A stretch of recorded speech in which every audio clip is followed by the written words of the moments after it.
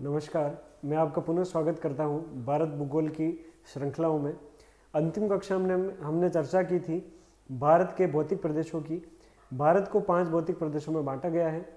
सबसे पहला हमने अध्ययन किया उत्तरी पर्वतीय प्रदेश, जिसमें हमने देखा ट्रांस और पार हिमालय और हिमालय।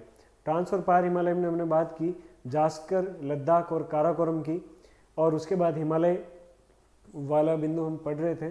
तो आइए हम बात करेंगे हिमालय पर। हमने ये जान लिया था कि हिमालय का निर्माण कैसे हुआ है। ऑस्ट्रेलियन, इंडो ऑस्ट्रेलियन और यूरेशियन प्लेट के आपसी अभिसारी गति से संकुचन बल के कारण जो वलन पैदा हुआ, उसी से हिमालय पर्वत श्रृंखला का निर्माण हुआ। तो कुछ बिंदुओं पर हमने चर्चा की थी अंतिम क्लास में, उन्हें मैं पुनः दोहरा देता हूँ। हिमालय नवीन वलित पर्वतमाला है। अब नवीन क्यों है? क्योंकि ये भौगोलिक इतिहास के हिसाब से देखा जाए तो एक नवीनतम घटना के अंतर्गत आता है, वलित पर्वतमाला है। तो वलन क्या होता है उसके बारे में बात की थी हमने कि वलन का मतलब है कि जो भी ये आपको फॉल्स दिखाई दे रहे हैं, ये सभी किस में आएंगे? वलन के अंतर्गत। तो ये वलन हमने जाना। उसके बाद हमने बात की कि हिमालय का निर्माण इंडो ऑस्ट्रेलियन प्लेट और यूरेशियन प्लेट की अभिसारी गति के कारण हुआ, संकुचन बल वहाँ हुआ, चट्टानें कंप्रेस्ड हुई और उसके बाद जो है इसका निर्माण हुआ। फिर बात करते हैं कि ये घटना कब हुई। हिमालय का निर्माण सीनोजोइक महाकल्प के तृतीय काल में हुआ। देखिए, जब हम पृथ्वी के बारे में विस्तार से अध्ययन करेंगे तो मैं उसमें बताऊंगा कि पृथ्वी का कालक्रम कैसा रहा। फिलहाल के लिए आपको ये शब्द याद रखना है, सीनोजोइक महाकल्प के तीसरे काल में इसका जो है उद्भव हुआ, ये बना है। और ये अवधि क्या है? 60 से 70 मिलियन वर्ष पहले। उसके बाद बात करें कि हिमालय जो है वो टेथिस सागर के ऊपर उठने से बना है तथा अवसादी चट्टानों से निर्मित है। अब थोड़ा आपको क्लियर करना चाहूँगा कि जो भी ये बात करें हम जैसे हिमालय के निर्माण की, तो प्लेटों की गति के कारण तो हुआ ही है, पर इसमें एक तथ्य और आता है कि टेथिस सागर जो है वो पहले हिमालय के स्थान पर था और हिमालय की चट्टानें अवसादी हैं। अब हिमालय की चट्टानें अवसादी कैसे हैं वो मैं आपको स्पष्ट करता हूं। साथ ही ये भी बताऊंगा कि अवसादी चट्टानें क्या होती हैं। देखिए, चट्टानें 3 प्रकार की होती हैं। चट्टानें जो है वो 3 प्रकार की होती हैं। आग्नेय चट्टानें क्या होती है कि जब पृथ्वी के भूगर्भ से, शब्दों पर ध्यान दीजिएगा, जब पृथ्वी के भूगर्भ से लावा बाहर निकलता है, जब जमता है, तो उसके ठोस होने से जिन चट्टानों का निर्माण होता है उसको आग्नेय चट्टानें कहते हैं। आग्नेय चट्टानों में खनिजों की प्रचुरता पाई जाती है, खनिज यहाँ मिलते हैं। और दूसरा, ये अधिकतर इससे जो मृदा बनती है वो काली मृदा का निर्माण होता है। जब यह चट्टानें विखंडित होती है तो काली मृदा का निर्माण करती हैं। आग्नेय चट्टानें हो गई सबसे पहली। दूसरी बात करें अवसादी चट्टानें, यहाँ भी देखने मिली। अवसादी चट्टानें क्या है इसको थोड़ा सा गौर से आप याद रखिएगा। जैसे ये कोई भी नदी है, ये कोई नदी है, ये समुद्र में अवसाद लेके जमा कर रही है। मतलब यहाँ पर जो भी है अवसाद ला रही है, मिट्टी ला रही है, उसमें आपके जीव जंतु के अवशेष हो सकते हैं, पेड़ पौधे हो सकते हैं, या नदी अपने साथ। अवसाद क्या है? जैसे नदी अवसाद, नदी अपने साथ जल के अलावा जो भी वस्तुएं बहा कर ले जाती है, जो भी तत्व, उन्हें क्या कहते हैं? अवसाद। तो अवसाद लगातार इकट्ठे होते रहते हैं। जैसे ये कोई हिस्सा है, यहाँ से नदी अपना जल गिरा रही है, यहाँ अवसाद इकट्ठे होते गए, इकट्ठे लगातार होने के कारण फिर उस पर वजन पड़ा और ये आपस में जुड़कर अवसादी चट्टानें बन गए। अवसादी चट्टानों के बारे में एक आपको ध्यान रखना है कि अवसादी चट्टानों में क्या पाया जाता है? जीवाश्म पाया जाता है और जीवाश्म ईंधन भी पाया जाता है। जीवाश्म ईंधन कैसे पाया जाएगा और जीवाश्म कैसे पाए जाएंगे? जैसे कि उदाहरण के लिए यहाँ कुछ अवसाद जमा हुआ पहले, फिर कोई वनस्पति के टुकड़े या जीव जंतु थे, ऐसे कुछ चीज़ें थी, वो यहाँ आई नदी के साथ में, उसके बाद वापस अवसाद, वापस ऐसी चीज़ें, वापस अवसाद। तो इस तरीके से क्या है कि ये लगातार दबने से इनके बीच में अवसाद पाए जाते हैं। क्या पाए जाते हैं? अवसाद। और हिमालय की चट्टानें भी कैसी? अवसादी। अवसादी कैसी है? जैसे यहाँ टेथिस सागर था, इसको माने आप क्या माने? टेथिस सागर। टेथिस सागर यहाँ पहले विद्यमान था। टेथिस सागर अब जब सागर है तो उसमें नदियाँ गिरती होंगी, अपने साथ काफ़ी अवसाद इकट्ठा करती होंगी, और अवसाद जम कर किस प्रकार की चट्टानें बनी? अवसादी चट्टानें बनी। अब अवसादी चट्टानें स्थित थी, ये टेथिस सागर था, और प्लेटों की आपसी गति जिसमें इंडो ऑस्ट्रेलियन और यूरेशियन प्लेट शामिल है, उसके कारण हिमालय का निर्माण हुआ। तो ये भूभाग क्या है कि ऊपर उठा। यहाँ से जब ये भूभाग ऊपर उठेगा तो इस भूभाग में जो चट्टानें होंगी वो भी कैसी होंगी? अवसादी। तो ये हिमालय में किस प्रकार की चट्टानें हैं? अवसादी। तीसरे नंबर पे बात आती है कायांतरित चट्टानें। अवसादी चट्टानों में और जब इनका कायांतरण होता है, ठोस हो जाती है, तो ये चट्टानें कायांतरित कहलाती है। तो मुख्य रूप से हम बात कर रहे हैं कि हिमालय किससे बना है? टेथिस सागर के ऊपर उठने से बना है। टेथिस सागर के ऊपर उठने से बना है। और हिमालय की चट्टानें कैसी है? अवसादी। अवसादी कैसी है कि टेथिस सागर था, नदियाँ अपने जल के साथ में अवसाद इकट्ठा करती, तो तली में कौन सी चट्टानें थी? अवसादी। वहीं भूभाग जब ऊपर की ओर गति करेगा तो हिमालय की चट्टानें भी कैसी होंगी? अवसादी।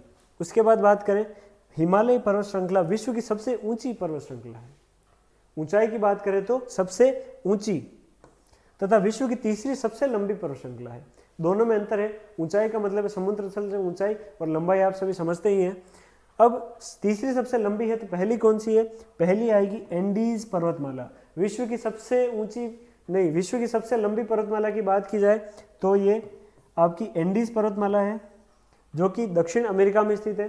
दूसरे नंबर पर बात करें रोकी या रोकीज पर्वतमाला, जो उत्तरी अमेरिका में है, और तीसरी हिमालय पर्वत श्रृंखला है जो एशिया में है। इसके बाद जो आती है चौथी, वो ग्रेट डिवाइडिंग रेंज, जो कि ऑस्ट्रेलिया में स्थित है। ये ग्रेट डिवाइडिंग रेंज जो है ये मूंगा से बनी हुई है।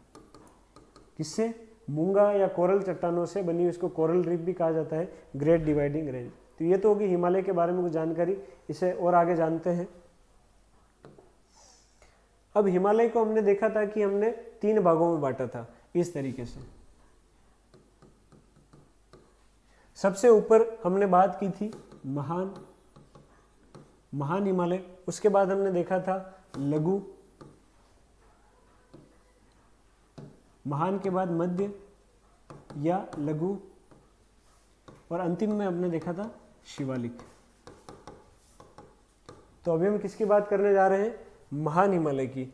महान या वृहद हिमालय, इसको हिमाद्री भी कहा जाता है, ये आप शब्द थोड़ा ध्यान रखें। अब इसकी औसत ऊंचाई है 6000 से 6100 मीटर तक है, और चौड़ाई जो है, चौड़ाई का मतलब है उत्तर से दक्षिण तक, ये इसकी कहलाएगी चौड़ाई। चौड़ाई इसकी 25 किलोमीटर के लगभग है। उसके बाद बात करें तो यह हिमालय, महान हिमालय नंगा पर्वत से लेकर नामचा पर्वत तक। नंगा पर्वत यहाँ स्थित है। इसकी अवस्थिति मैं आपको पूर्व की कक्षाओं में बता चुका हूँ। ये नंगा पर्वत, और अंतिम रूप से कहाँ तक जाती है? नामचा बरवा तक ये जाती है।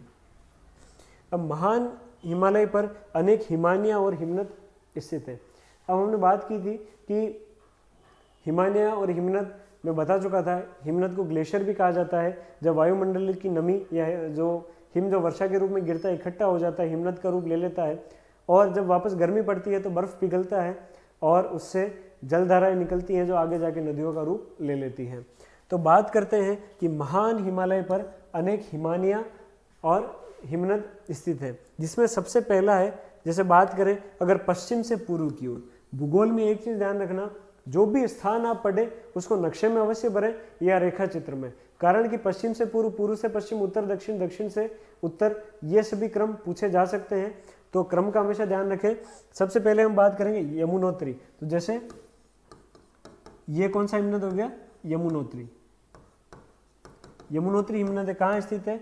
उत्तराखंड में, यूके यूनाइटेड किंगडम नहीं, ये क्या है?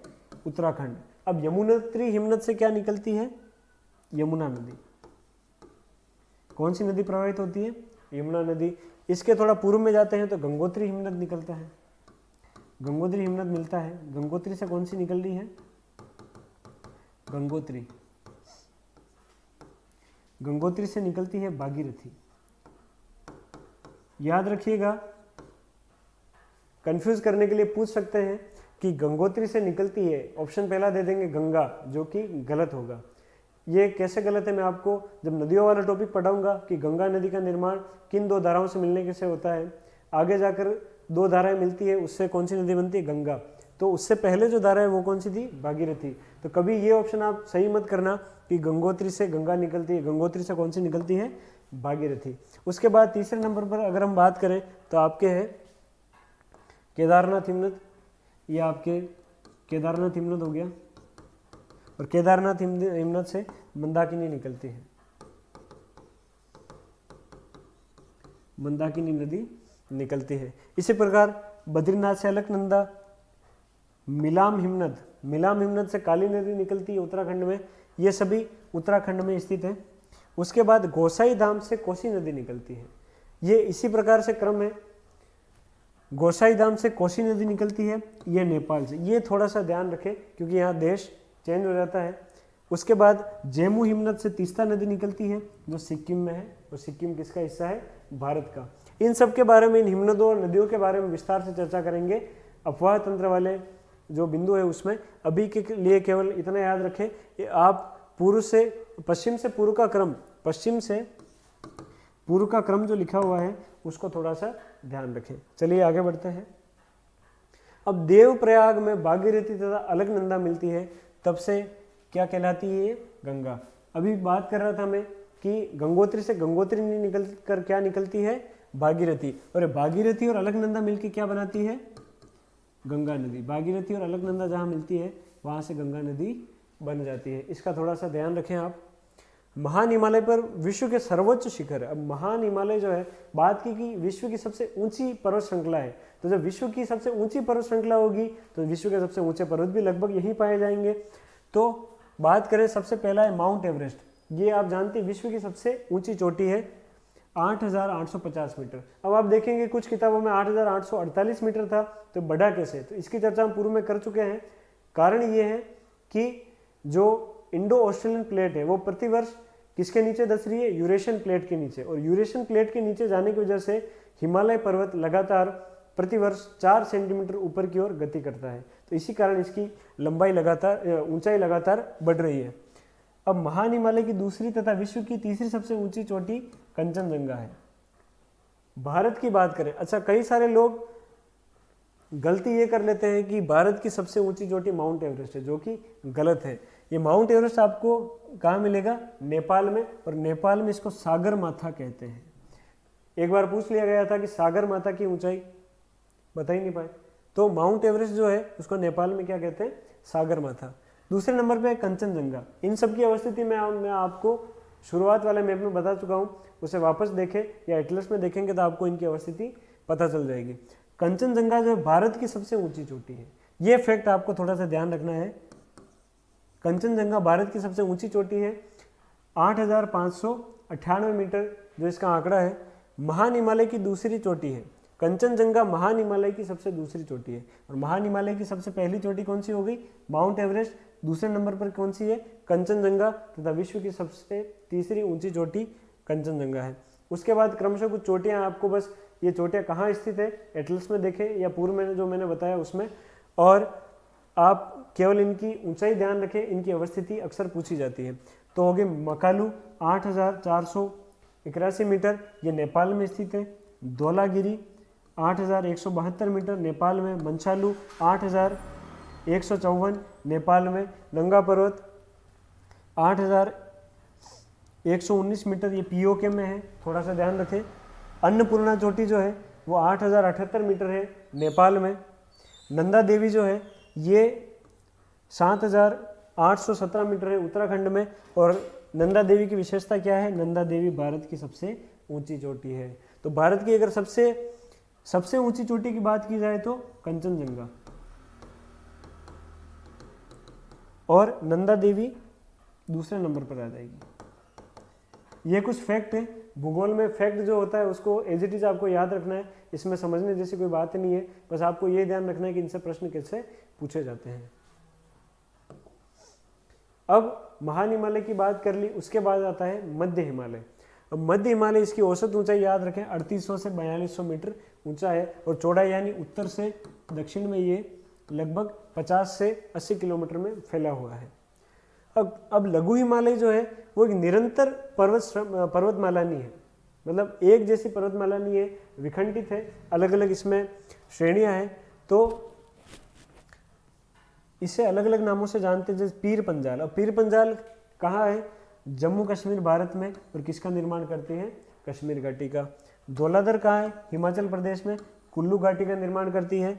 नाग टिब्बा कहाँ है? उत्तराखंड में, मसूरी घाटी का निर्माण करती है। और महाभारत कहाँ है? नेपाल में, जिसको काठमांडू घाटी का निर्माण करती है। अब प्रश्न ऐसे पूछे जा सकते हैं कि एक तरफ आपको दे देंगे पीर पंजाल, धौलाधर, नाग टिब्बा, महाभारत, और दूसरी तरफ घाटियों का क्रम दे देंगे। तो अक्सर सुमेलित करने वाले प्रश्नों में जो अभ्यर्थी खासकर बड़े स्तर की तैयारी कर रहे हैं वो सुमेलित करने वाले प्रश्न उसमें आते हैं, आपको पता होगा। तो आप क्या करें, इनको अच्छे से याद रखें ताकि अगर सुमेलित करने वाले प्रश्न आ जाए तो कभी भी कन्फ्यूजन की स्थिति नहीं बने। अब महान हिमालय तथा लघु हिमालय दार्जिलिंग में मिल जाते हैं। अब दार्जिलिंग में मिलने की वजह से क्या है, इससे ये प्रश्न आता है कि दार्जिलिंग के बारे में सत्य कथन गलत कथन की स्थिति में आ जाता है, तो आपको इस बारे में बात करनी है। अब महान हिमालय जो है ये लघु हिमालय की बीच की समतल मैदानी घाटी को जम्मू कश्मीर में मर्ग कहते हैं। जम्मू कश्मीर में क्या कहते हैं? मर्ग। महान और लघु के बीच की समतल मैदानी घाटी पूछ लेते हैं, मर्ग का संबंध है महान, लघु, लघु और शिवालिक, इस तरीके से प्रश्न पूछे जाते हैं। अब मर्ग क्या है? सोनमर्ग, गुलमर्ग, ये इसके कुछ उदाहरण हैं। और बकरवाल जनजाति। उत्तराखंड में बुग्याल जो है, बुग्याल किसको कहते हैं? घास के मैदानों को। और यहाँ भोटिया जनजाति मिलती है। यह दोनों जनजातियां मौसमी प्रवास करती है। तो एक तो अपन प्रवास के बारे में जानेंगे, प्रवास क्या होता है, मौसमी प्रवास क्या होता है, और जनजातियां कैसे इनको करती है ये हम जानेंगे। तो यहाँ दो जनजातियों का नाम आया है। पहला तो आपका ये आया बकरवाल और दूसरा आया भोटिया।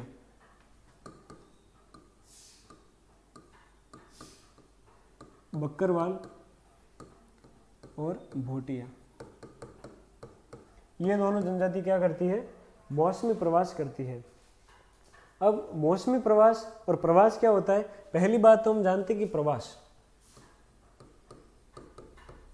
प्रवास क्या है? एक स्थान से दूसरे स्थान तक जाना। जैसे ये स्थान है, यहाँ से यहाँ तक जाना। अब मौसमी प्रवास यानी नाम से स्पष्ट है कि विशेष मौसम में ये किसी एक स्थान पर रहते हैं और दूसरे किसी मौसम में एक स्थान पर चले जाते हैं। अब एक चीज़ जो मैं आपको क्लियर कर दूं, ये कंसेप्ट जो मैं बताने वाला हूँ इसको बहुत अच्छे से सुनना है आपको और समझना है आपको, एक ही बार में समझ में आ जाएगा। जैसे कि ये पर्वतीय क्षेत्र है, अपन बात कर रहे हैं उत्तरी पर्वतीय क्षेत्र की। जैसे यहाँ का कोई क्षेत्र है और यहाँ जनजातियाँ निवास करती हैं जिसमें भोटिया और बकरवाल हैं। अब पहाड़ी क्षेत्रों पर क्या अच्छे से कृषि हो पाएगी? नहीं, हर जगह कृषि नहीं होती।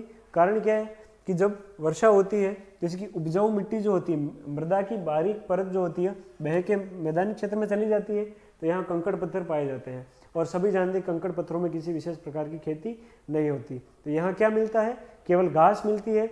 और यहाँ का मुख्य व्यवसाय क्या है? या तो वन संपदा एकत्रित करना या पशुपालन करना। तो ये दो जो जनजातियाँ हैं, बकरवाल और भोटिया, ये जनजातियाँ और पशुपालन करती है।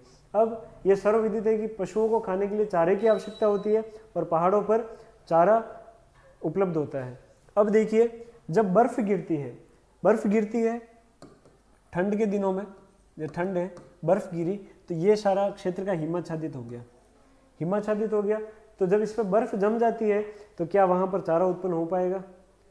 सीधी सी बात है, जब बर्फ जमी हो कोई भी वनस्पति पैदा नहीं हो सकती, तो वहाँ चारा नहीं होगा।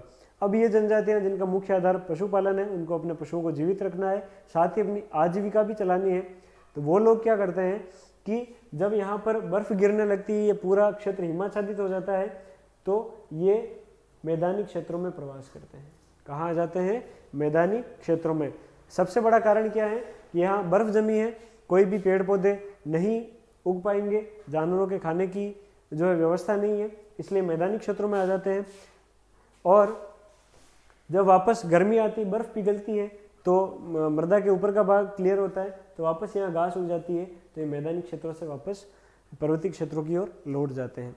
तो ये मौसम के कारण प्रवास कर रहे हैं और कोई इनका कोई विशेष कारण नहीं है। मौसम के कारण प्रवास कर रहे हैं, ठंड में मैदानी क्षेत्रों में आते हैं और वापस ठंड कम पड़ती है और पर्वतीय क्षेत्रों में जाते हैं। तो ये मैंने बात की आपसे मौसमी प्रवास की।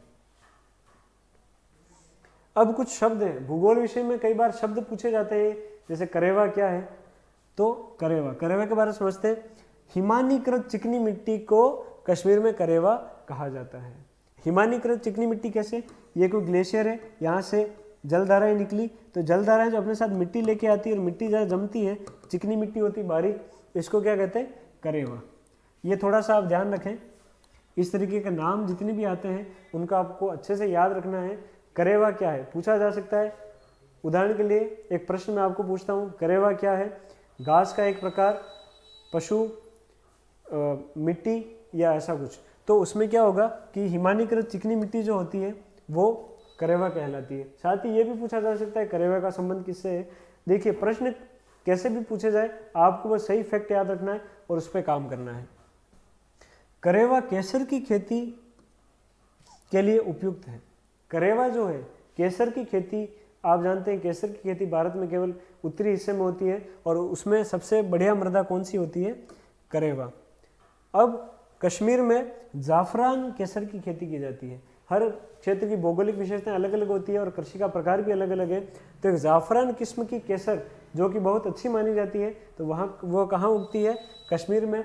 और मिट्टी कौन सी होती है उसमें, करेवा। करेवा क्या है, हिमानीकृत चिकनी मिट्टी। अब लघु हिमालय में भारत के प्रसिद्ध हिल स्टेशन। अब हिल स्टेशन क्या है, देखिए पहाड़ों की जलवायु जो होती है वो कैसी होती है, सुहावनी होती है, स्वास्थ्यवर्धक होती है। तो हिल स्टेशन उसी को कहते हैं, हिल स्टेशन है स्वास्थ्यवर्धक स्थल, जहाँ पे लोग पर्यटन के लिए मतलब देशाटन के लिए जाते हैं, घूमने के लिए जाते हैं। अब कुछ आपको सीधा से याद रखना है कि कौन कौन से हिल स्टेशन कहाँ स्थित है। जम्मू कश्मीर की बात की जाए, श्रीनगर, पहलगांव, पटनी टॉप, गुलमर्ग और सोनमर्ग। कौन कौन से, श्रीनगर, पहलगांव, पटनी टॉप, गुलमर्ग और सोनमर्ग। उसके बाद हिमाचल प्रदेश में शिमला, आपने सुना होगा, काफ़ी प्रसिद्ध भी है, शिमला, डलहौजी, धर्मशाला जिसको मैकलियोडगंज भी कहते हैं, कसोल, कुल्लू मनाली। तो शिमला और कुल्लू मनाली लोग घूमने जाते हैं, आपने देखा होगा। तो वो किस लिए जाते हैं, क्योंकि हिल स्टेशन है, वहाँ की जलवायु अच्छी है, सुहावना मौसम रहता है, इसलिए लोग वहाँ पर जाना पसंद करते हैं। उसके बाद उत्तराखंड में बात करें, नैनीताल, रानीखेत, चकराता, अल्मोड़ा और लैंसडाउन। पश्चिम बंगाल में एक है दार्जिलिंग, जहाँ की चाय प्रसिद्ध है।